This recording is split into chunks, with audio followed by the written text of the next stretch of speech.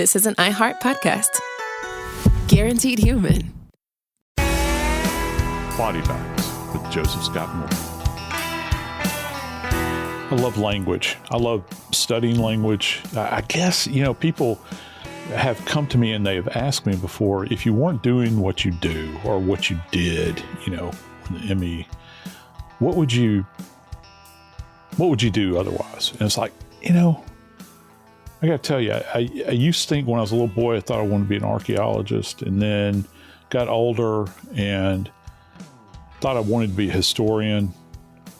And I suddenly came to my senses and realized that you couldn't make a living at it.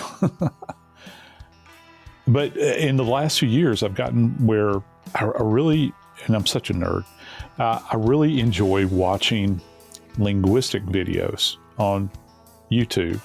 The reason I enjoy it, it combines history with language, and I can't speak a foreign language. I know bits and pieces of Spanish, a little bit of French, not much. But I love to study origins. And today I wanted to throw a word out to you that has been used for years. As a matter of fact, the first time that it actually entered into our language sphere was in the 12th century.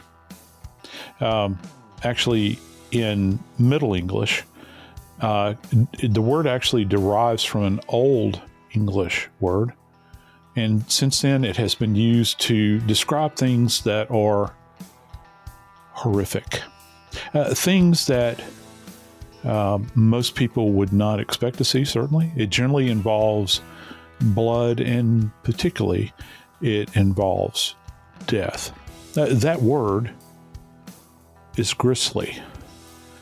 I have trouble pronouncing that word many times because I get it confused with grizzly.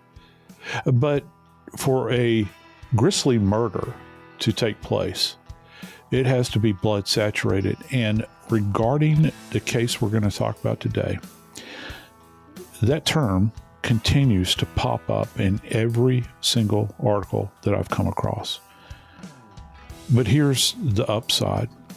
Today, we're going to talk about a homicide, a very brutal homicide that was committed all the way back in 1982.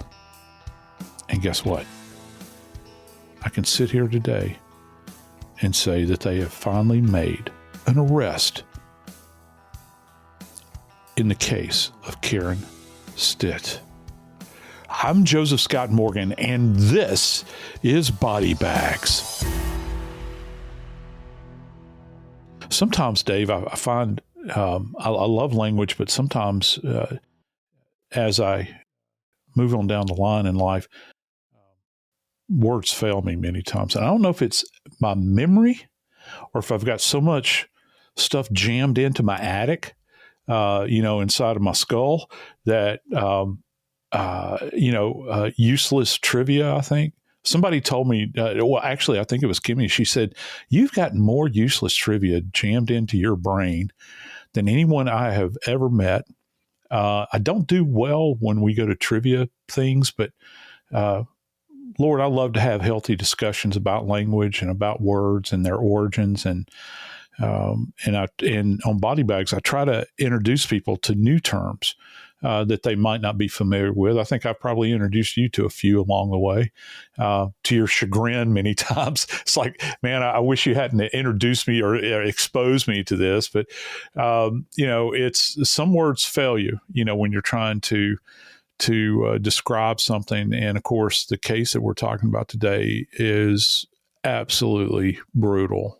In this particular case, Joe, we have a young girl, 15 years old, that is stabbed over 50 times near a bus stop. It wasn't at the bus stop, but it was close enough nearby where they knew that's where she was headed.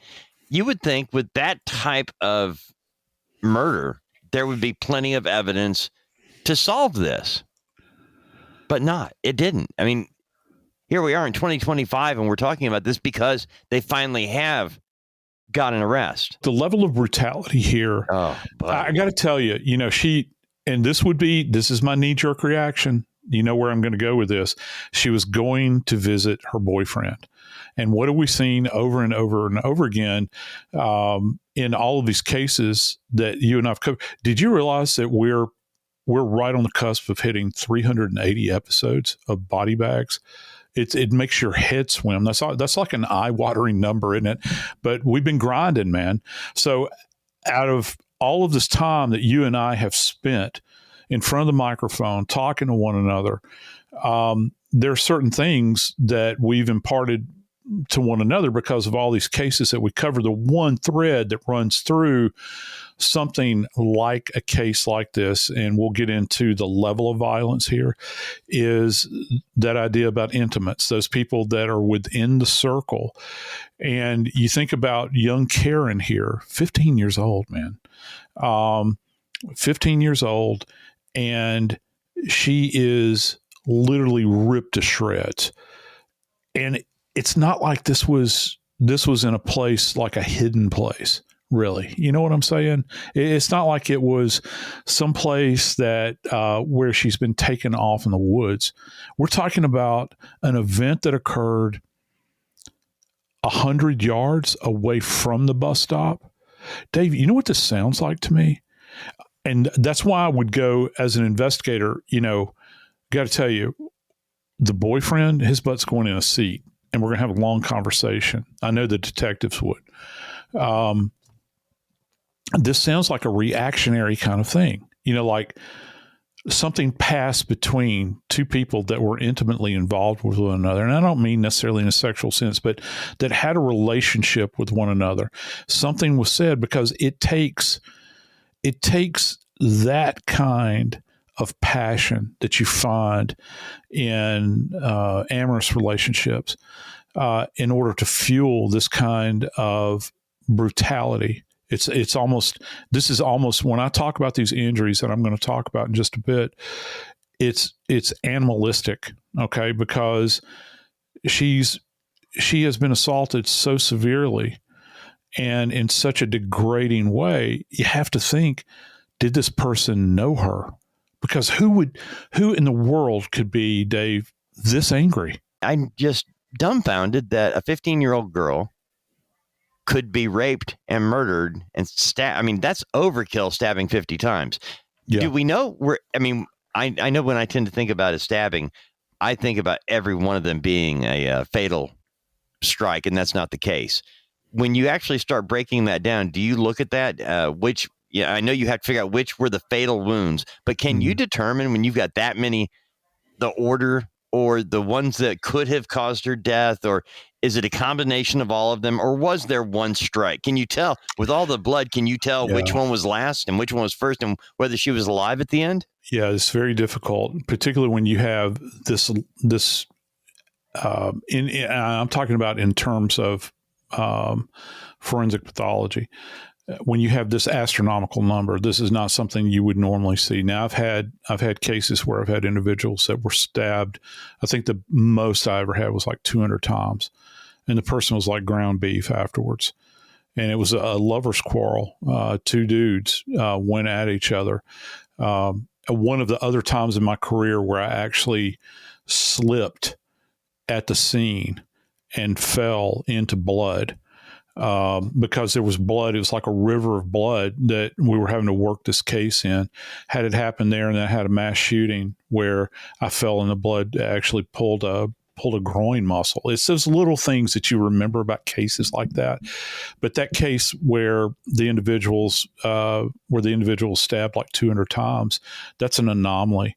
But when you begin to think about 50, at some point in time, you're going to hit a point where probably well before you get to 50, where the individual will have ceased to have been breathing.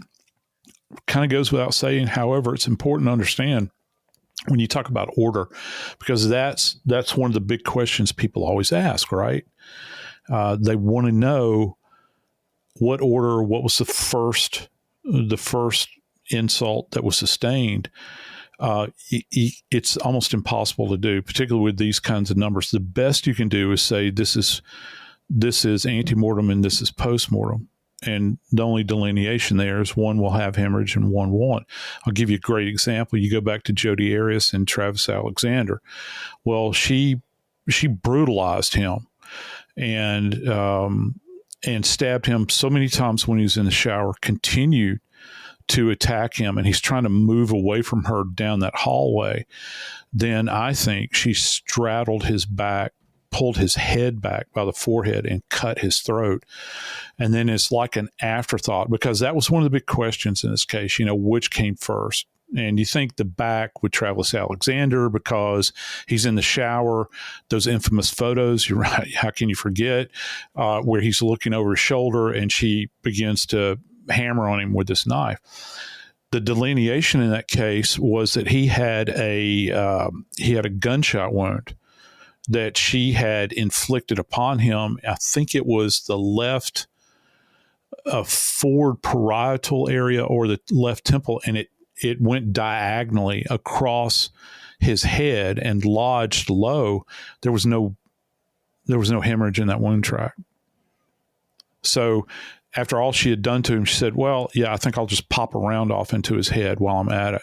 And there was and so the best we can do most of the time, Dave, unless you have an eyewitness, the best you can do is to say this is either in the antemortem state or the postmortem state. But I do know this. While this crime was being perpetrated, within 100 yards of a bus stop, this killer was leaving behind information with each swing and each thrust of that blade that would eventually, all these decades later, end in him being convicted.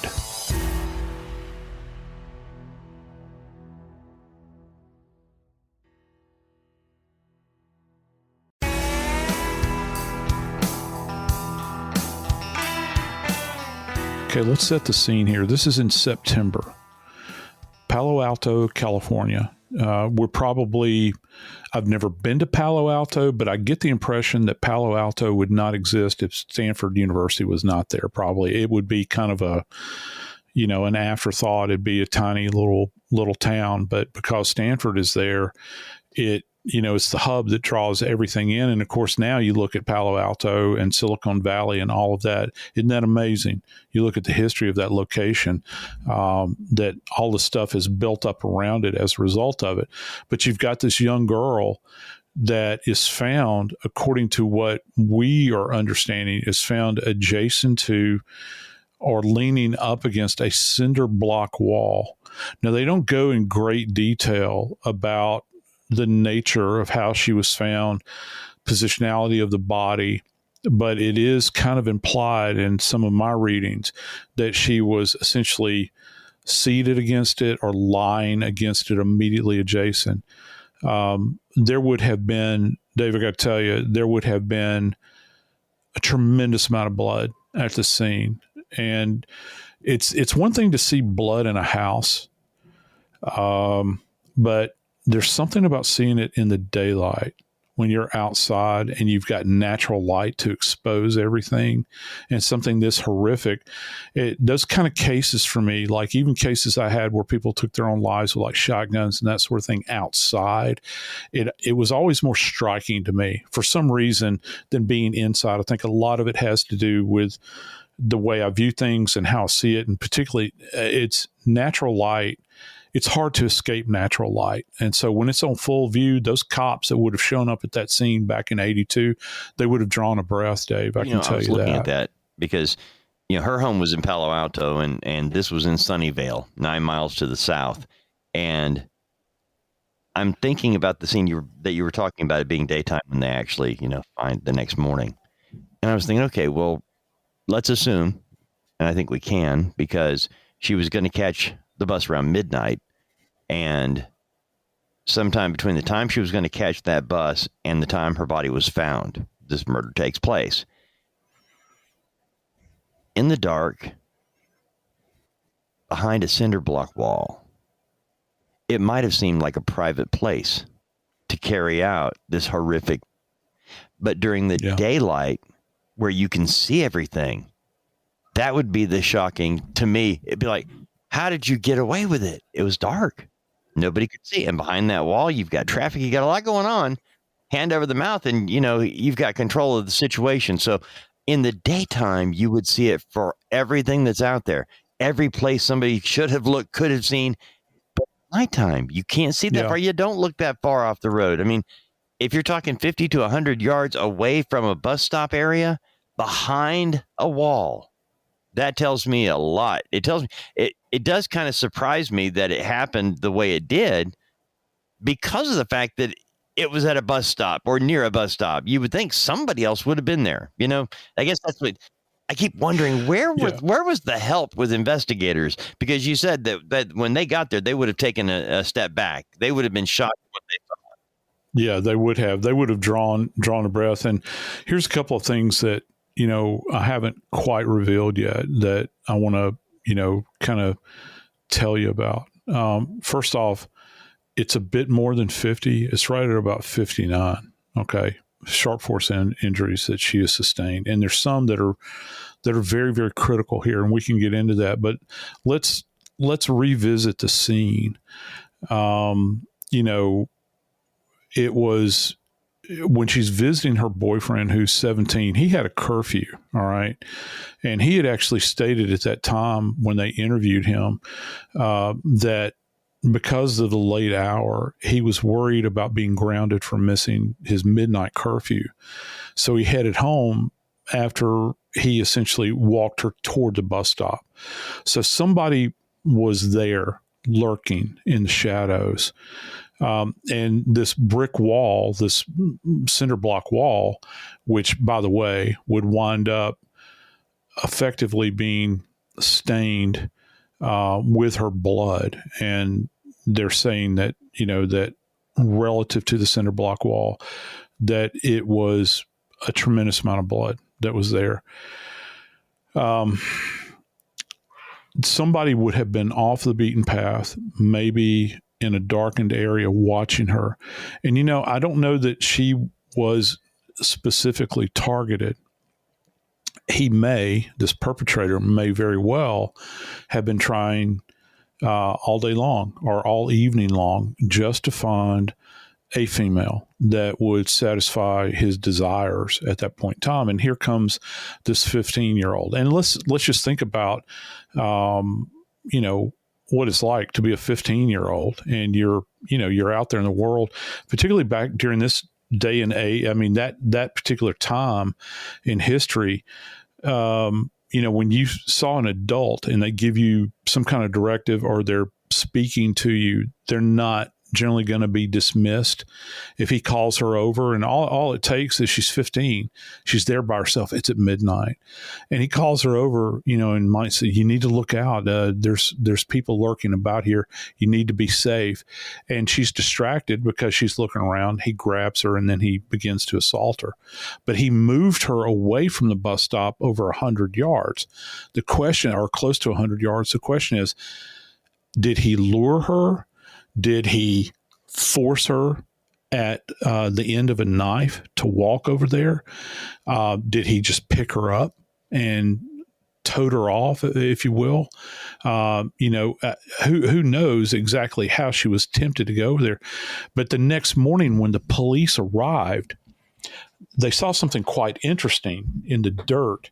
And this is something we really haven't talked much about on body bags during in any of our coverages.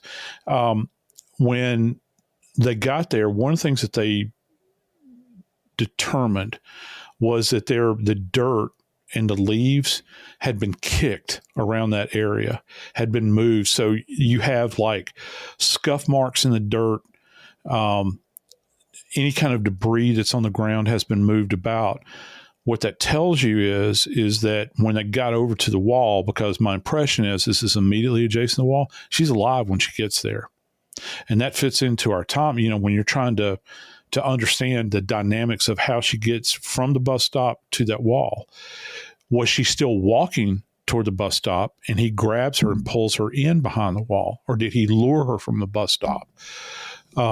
those are certainly things to be taken into consideration. I got to tell you, if you're, one of the things that you would do, first off, if they noticed that there were scuff marks and prints in that dirt, you have to assume that the perpetrator would have left some as well. So you would cast those. You would actually do castings of those shoe impressions. Take photographs. If they're deep enough, you can do casting, which is where we mix up what's called dental stone. It's actually the same stuff that dentures are made out of. And we pour that into the depressed areas. You use it a lot with tire tracks, and it forms, you form an impression or a casting, as it is, of these elements that can be tied back. If you ever find that particular tire, you can look at the cast that you took at the scene, see if it marries up. Same thing with shoes. Shoes have very distinctive patterns. If they found her shoe prints out there and they're adjacent, and I'm assuming that she's probably rather diminutive. All of her images look like she is. You would see a stark difference between what her footprints look like and what his look like, depending upon the types of shoes they were wearing. Let's say if he's got a smooth-soled leather shoe on, he's wearing a pair of I'm thinking back to 1982, a pair of zip-up floor shine boots or something, and he's out there and he's contesting with her, and she's got on a pair of Keds sneakers. Well, those have a very distinctive pattern. I always preferred Keds over Converse when I was a kid. And they have this kind of unique waffle pattern to them. Well, that's distinctive to that shoe. If you look at her shoes, you can actually say, yeah, this does look similar to the shoes that she has on her feet when she died, but we don't know about these others. And some of the other considerations you take into account relative to shoe and tire impressions is you begin to think about the weight of an individual. So let's just take a truck, for instance. If you've got a Ford F-150 pickup truck and it has nothing in the bed of the truck and you drive over a dirt road, well, that impression will be there, but it's going to be not as deep. Makes sense. It's kind of logical. If you've got sacks of concrete in the back of the truck that you're taking out somewhere to build something, to pour concrete, we've all seen these trucks. The shocks are under stress in the back. The front end would be up in the air. So those tire tracks are going to be much deeper with something like that. Well, the same thing with a human being. If you're talking about a grown male, which he was, he's going to have, first off, a different shoe size. It'll be larger. You'll be able to tell that right away. And also his weight, because they're standing on the same surface, Dave. It's the same type of surface. So his would be deeper as opposed to hers being more shallow. And then you can look at the prints to see how they're kind of, if the types of movements that were going on. All right. Are there scuff marks where the edges of the shoes are being almost like a plow, where they're moving the dirt away? That implies that she's being drugged, right? You can have kind of elliptical. If she's knocked out, he's got his hands under her armpits, he's dragging her, and her heels are touching the ground. That drag mark's going to look completely different than, say, for instance, if he's dragging her from the side. So people that do impression evidence like that have got a real keen eye for this sort of thing, much better than say, for instance, I do. But it's indicative of movement and activity at the scene. So based upon that alone, we know that Karen, when she arrived at that location and when the scuffle took place, she was still in the land of the living. But after the scuffle ended, her death was at hand. And oh my, the injuries she sustained.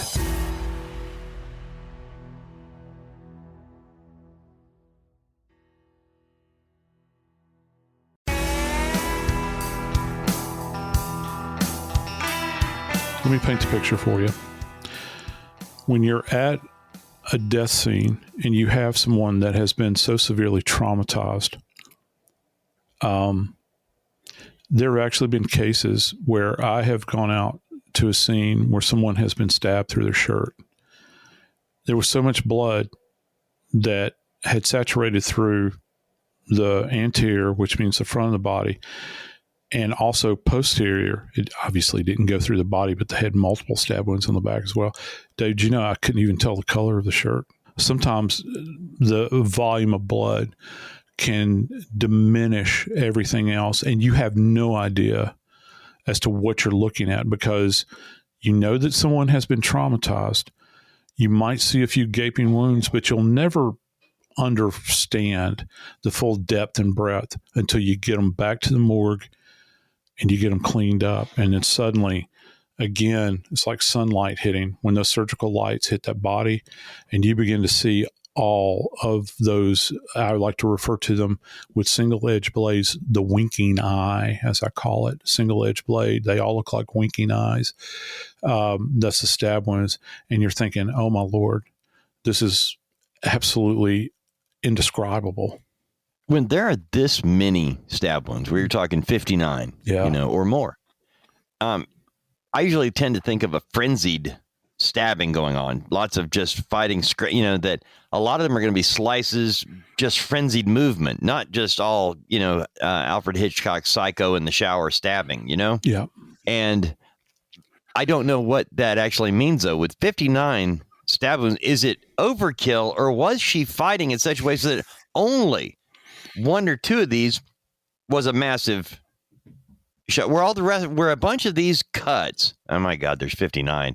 I guess I'm just trying to figure out why. Why were there so many? There's no way. I mean, the overkill almost indicates a personal relationship with somebody. You don't find that in Stranger Things like this, do you? You do when you're dealing with somebody that's psychotic. Okay. Yeah, that's really my only answer to that. I don't know what they kind were looking at the boyfriend, though, weren't they? Yeah. Oh my gosh. Yeah, because I know that they were. And look, sometimes, and I don't know how long it took them to get off of him as a suspect. And sometimes, because cops are going to press, they have to press at that moment in time because you get one swing at the ball. All right. But I think that many times when you get onto an intimate and you begin to look at them and it turns out they're not involved, if you get tunnel vision, that's a very dangerous place to be in investigatively, because for every second that you're not looking at somebody else, you're going down this linear timeline where you're moving further and further away from the actual event, and that individual physically is getting away, and they're getting away. I don't want to overstate this, but let's just say that biologically, any kind of trace evidence is getting away, because you have to assume that when the perpetrator left Karen, Dave, he's super saturated, man. So anything he would have had on, he's had a time to shower now. He's had a time to discard whatever kind of clothing he was wearing at that moment in time, maybe burned it. You never know. And it's gone. He could have had it sent to the city dump at that, by that time. He could have thrown it in a dumpster on his way back to his domicile. You never know. And so time is critical here. When they did Karen's examination back at the morgue, Dave, you mentioned something, and I think that this was the point that you were trying to get at. Did she fight back? Were these defensive wounds? Dave, according to the forensic pathologist in this particular case, who, to give you an idea about how old this case is, the forensic pathologist that did the autopsy, I think he died like back in 2006 or 2007. All right. So wow. He's been, and he was an old man, probably. Yeah. And he's gone, at this point in time. He actually documented the 59 strikes that she had. Dave, Karen was stabbed. Are you ready for this? 18 times in the heart. 18 times in the heart. that if you were firing a weapon, okay, if you were firing a weapon at a target, you know, silhouette targets that you use, and you try to hit center mass, and, you know, they have the head on them. They have a circle in the middle of the head. You try to aim for that. If they tell you to take a headshot when you're qualifying, and you have center mass, that's an incredible shot group. If you're firing a firearm, okay, that means that you're putting those rounds right in that same spot. Somebody's not going to be moving in the midst of this. That's why I think that a lot of these, you're talking about 18 wounds to the heart. Now, that's what the pathologist documented. So in a tight little, if you just think about a tight little circle adjacent to your sternum, okay, that's just to the left side of your sternum. In that space, there would have had to have been 18 individual, like I said earlier, winking eyes. Just think about that. And these are all penetrating her heart, every single one of them. And he didn't stop there. The thing about it is that Karen had injuries to her neck, her chest, her abdomen, and her back. I often think that, you know, sometimes when we're attacked, there's like this thing that I've seen happen with individuals that get attacked, and they kind of go into, I call it like a turtle posture, where we kind of curl up many times. You know how they tell you to react if there's a charging bear coming, you know, you kind of get into a ball, but that's kind of a natural reaction many times when you're overwhelmed by trauma. You kind of go into a fetal position. I'm thinking if the injuries that she had on her back was not a reactive thing, and he's stabbing her on her back, and then he flips her over, he starts stabbing her anteriorly. But I got to tell you, Dave, not only did she sustain 18 stab wounds to the heart, she also was stabbed 10 times in her lungs as well. Again, you know, they're lateral of the heart, left and the right. And so he's all over her chest at this point in time. He stabbed her in the throat, in the neck, and he actually punctured her larynx. He got her trachea. The larynx is essentially superior to the trachea. Trachea is actually what people refer to as the windpipe. And this is not surprising, but he went through the trachea and actually, hang on, let me get my anatomy straight here. Went into the trachea and went into the esophagus as well. So he is just absolutely riddled Karen with all of these injuries. And again, it brings us back to this idea of how much anger had to be involved. But I think people would love to know and try to understand, how did this guy get away with this? Because we're talking decades later now, until he was hooked up. And it was actually his own biology that sealed his fate, Dave. Yeah, it was his daughter, wasn't it? Yeah. They got her DNA. Well, back to this at the moment when I mentioned her boyfriend, yeah, because it was so overkill and so personal. It was his DNA that freed him, obviously, that got them off of him. But between 1982 and the time that they actually finally did eliminate him, it had to have been a number of years. They had to have had that in the back of their head. Of course they did. They didn't have, we didn't develop. The DNA we have now that we take for granted is not even what we had during the O.J. Simpson trial. No, as a matter of fact, the first time, I know I've said this before, but if anyone is really interested in that interesting cat to look up, check out Sir Alec Jeffreys, and he is the first, and he's British, and he is he's like on my.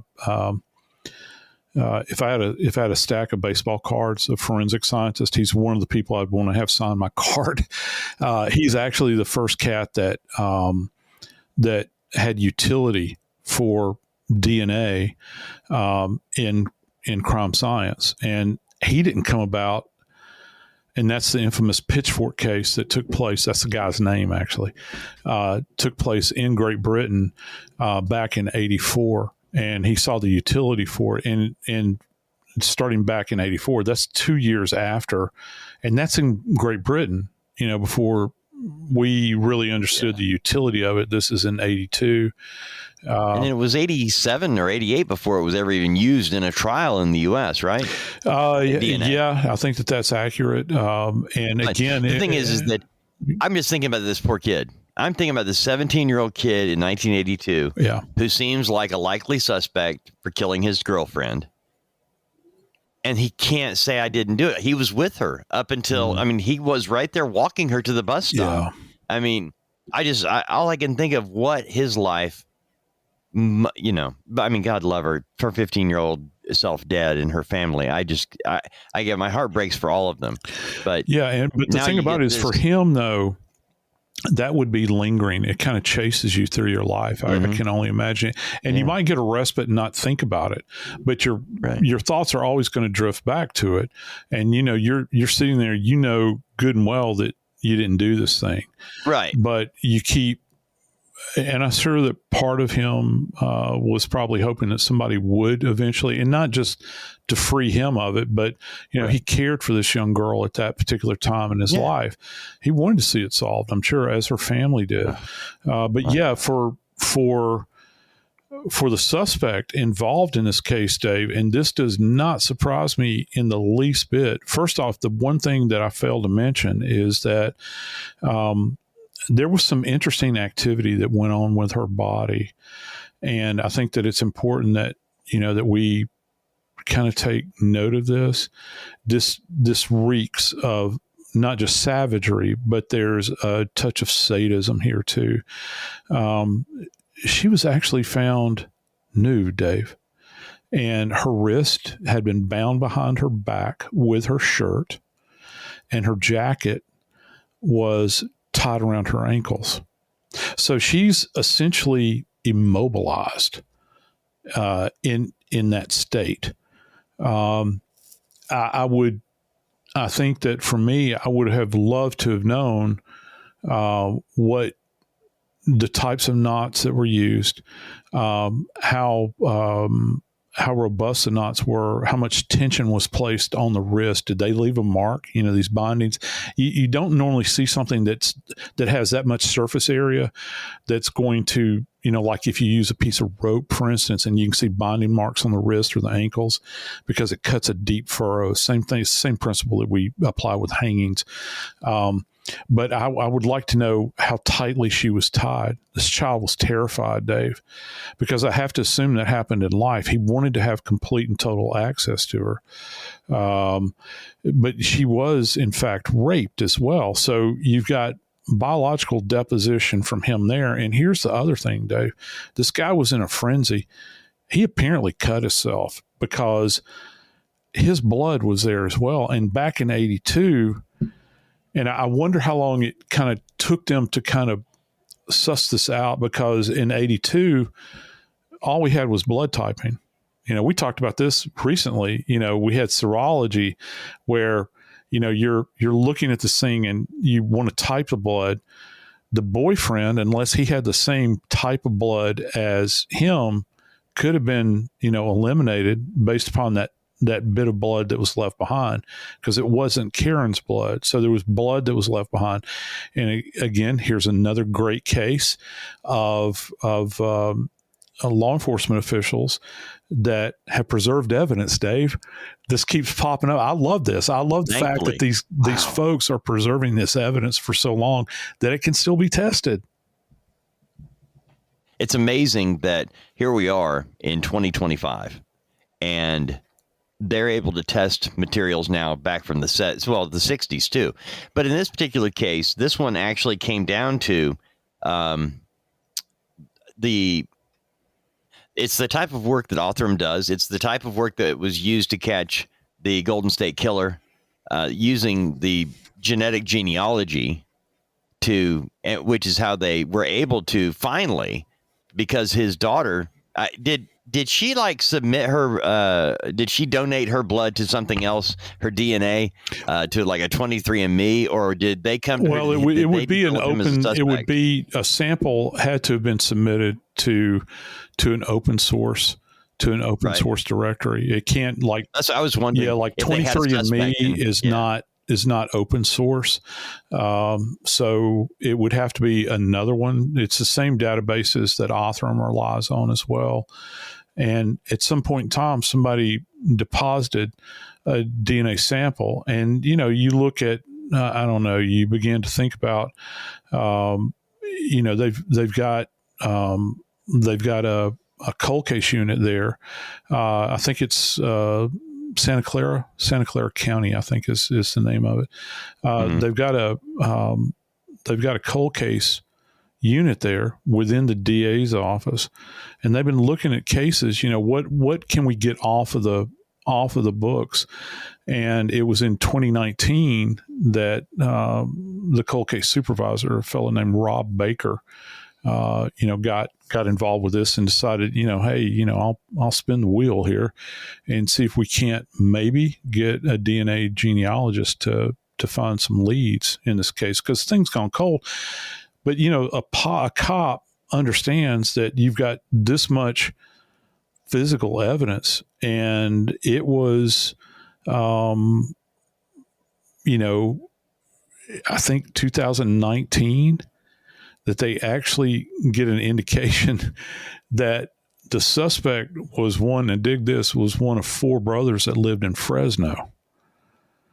Wow. You think about that. And, of course, the one that was settled upon had been living in Hawaii, or they had lived in Fresno for a period of time. The perpetrator is wound up in Hawaii and had been there for decades. And he's the one that they eventually wound up hooking up on this thing. 78-year-old Gary Ramirez is the person arrested and charged. But Joe, why, after 43 years, were investigators able to move forward with Ramirez as the suspect? The evidence in this case, looking back on it now, is so overwhelming that the perpetrator in this case has in fact been convicted at this point in time. This is hot off the press. And Dave, he pled no contest. With that no contest plea, Joe, Gary Ramirez, who is 78 years old, is sentenced to life with possible parole after 25 years, meaning when he's 103 years old, he can seek parole. I'm Joseph Scott Morgan, and this is Body Bags.